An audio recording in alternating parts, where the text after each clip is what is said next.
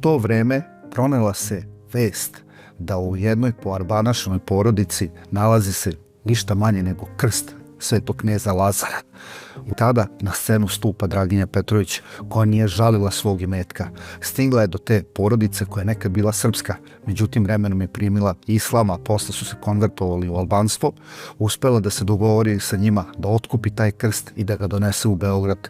To je bio prvorazredni događaj. Po svim hramovima nosio se taj krst, narod je u rekama dolazio da ga celiva i ona kao veliki poklon srpskog naroda šalje caru Nikolaju upravo krst svetog kneza Lazara.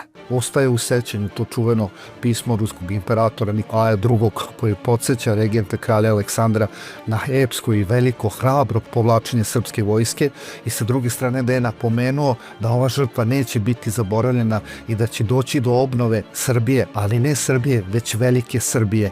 Ubrzo posle toga nema tog srpskog poslanika, političara koji to pismo nije znao na pamet i koji nije znao da ga reprodukuje. Tako da u takvoj situaciji videlo se da kada je bilo najteže očajanje, kada su srpski vojnici i civili u hiljadama umirali, tu se videla jasna i konkretna pomoć ruskog imperatora Nikolaja II.